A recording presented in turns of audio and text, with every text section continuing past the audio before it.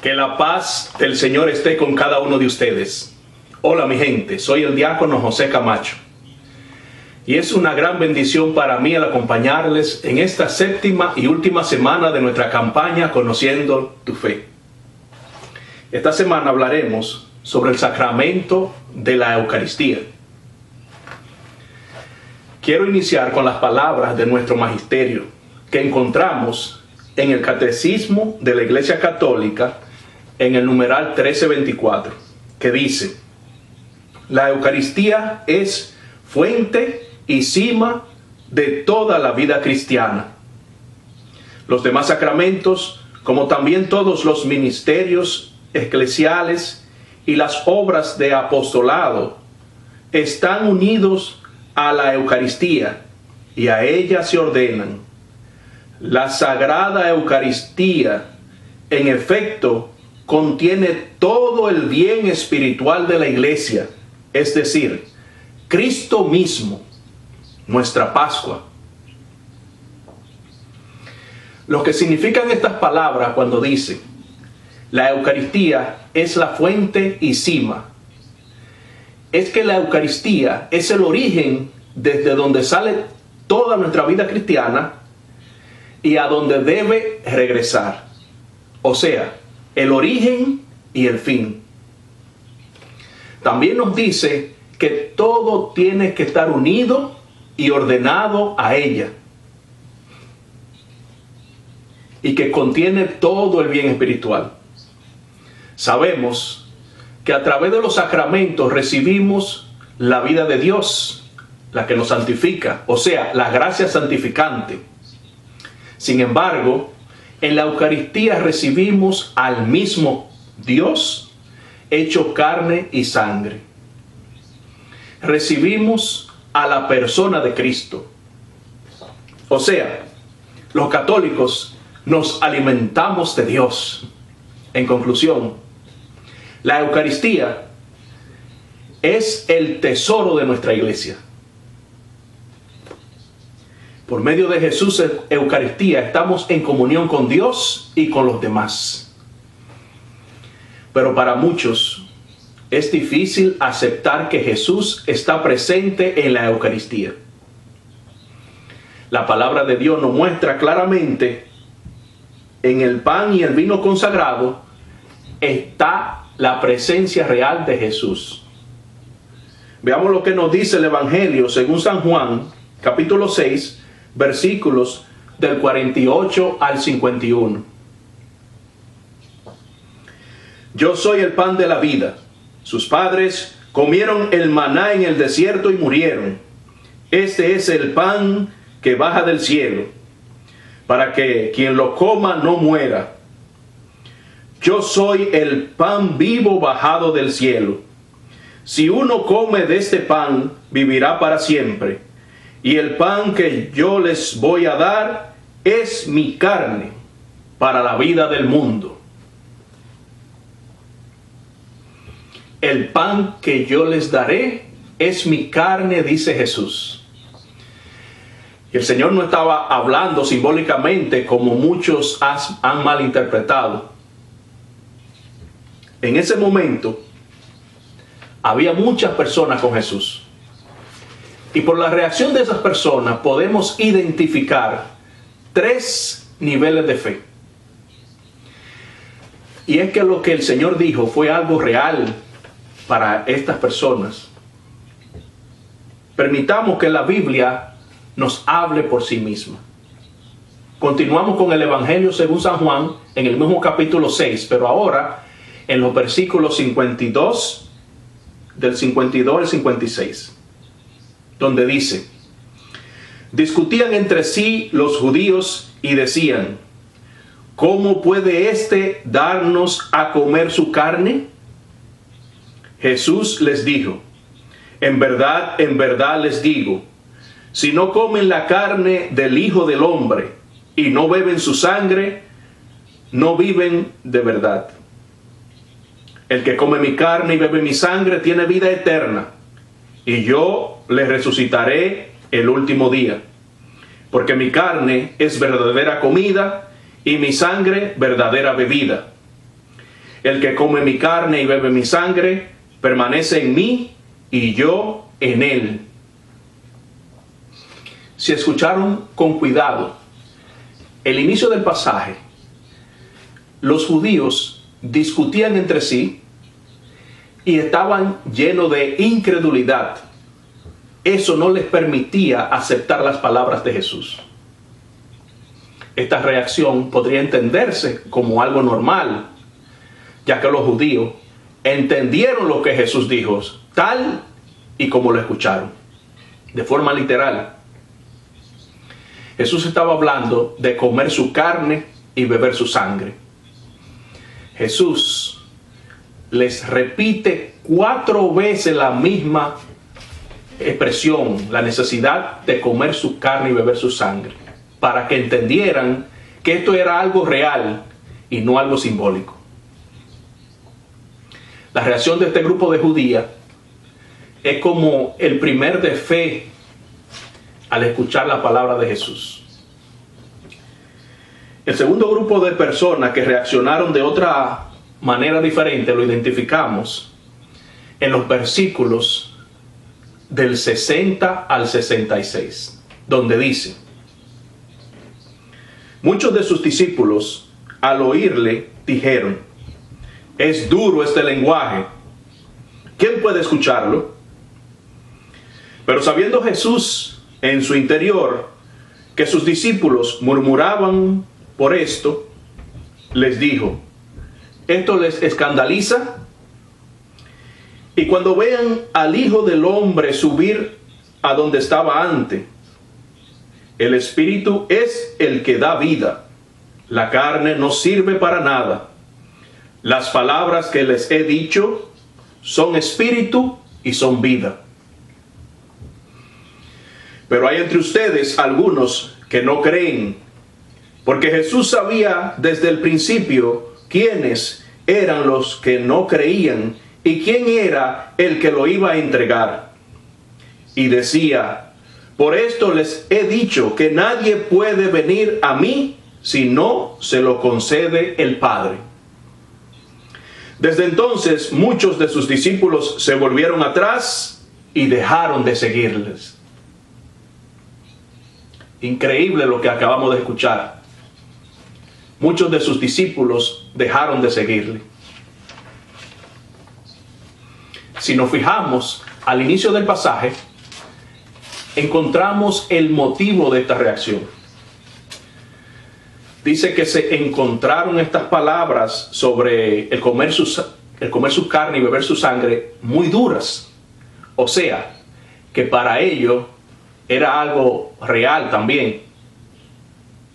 Este segundo grupo era de discípulos de Jesús. En otras palabras, este grupo estaba formado por seguidores de Jesús que anteriormente habían escuchado su palabra, creyentes que reconocían a Jesús como el Mesías, creyentes que amaban a Dios y que ya habían escuchado no solo sobre las promesas de Dios, sino también sobre las exigencias del reino de los cielos. Sí, este grupo era de creyentes, pero hasta cierto punto, hasta un cierto nivel. ¿Le suena familiar? Para estos discípulos, todo estaba bien, hasta que escucharon al Señor hablar sobre comer su carne y beber su sangre. En ese momento todo cambió. Como nos dice la Biblia, en el verso 66, se volvieron atrás y dejaron de seguirle. Es interesante observar la tremenda reacción de Jesús al mirar cómo muchos de sus discípulos se alejaron de él después de escuchar estas palabras. Jesús no hizo nada y tranquilamente dejó que se marcharan. Esa fue la reacción de Jesús. Con esta actitud, Jesús está queriendo decirles a ellos y a nosotros también algo como: si van a estar conmigo, acepten mis palabras. Es mi cuerpo y es mi sangre. Por más duras que sean, Si no aceptan, váyanse. Y por eso los dejó ir. Este grupo de discípulos se parece a muchos hermanitos de hoy en día que aman y siguen a Jesús, y a lo largo de su caminar en la fe logran dejar muchas cosas malas en el camino, pero cuando llegan ante la presencia real de Jesús en Eucaristía, deciden no continuar el camino, no llegar hasta ese nivel. Hermano, hermana, ¿qué es lo que te impide recibir a Jesús en Eucaristía? ¿Qué puedes hacer para arreglar tu situación con Dios? Otro grupo que reacciona de manera diferente y lo identificamos como el tercer nivel de fe, lo encontramos en el Evangelio según San Juan. En este caso, del versículo 67-69, donde dice: Jesús dijo entonces a los 12, ¿también ustedes quieren marcharse? Le respondió Simón Pedro: Señor, ¿a quién iremos? Tú tienes palabras de vida eterna, y nosotros creemos y sabemos que tú eres el Hijo de Dios. Qué tremendo el Señor. Después de ver de muchos de sus discípulos alejarse de él, entonces mira lo que quedaron y le pregunta: ¿también ustedes quieren marcharse? Jesús quería asegurarse y definir de una buena vez quién iba a aceptar totalmente sus palabras. O sea, las palabras de Jesús de comer mi carne y beber su sangre son tan reales e importantes que no se puede negociar ni con ellos ni con nadie. Nuestro Señor Jesucristo la pone como condición para ser un auténtico discípulo al 100%. Si nos fijamos cuidadosamente, notamos que la reacción de este grupo fue muy diferente a la de los demás, en el sentido de que todos se quedaron. Y también de que aunque Jesús le pregunta a los 12, solo uno de ellos es quien responde por todos. Pedro es quien responde, con un sí personal y en nombre de la iglesia dice: tú tienes palabras de vida eterna. Otra cosa que es importante destacar es que en la Iglesia Católica celebramos la Eucaristía porque es un mandato de Jesús, como nos lo recuerda San Lucas en el capítulo 22, versículo 19. Tomó luego pan y, dadas las gracias, lo partió y se lo dio diciendo: este es mi cuerpo que es entregado por ustedes. Hagan esto en memoria mía. Esas palabras de Jesús no son solamente para ese tiempo, sino un mandato para que los apóstoles y sus sucesores lo hicieran por siempre. Algo esencial que tenemos que entender es que hay un solo sacrificio, y cuando celebramos la Eucaristía lo actualizamos, lo hacemos presente.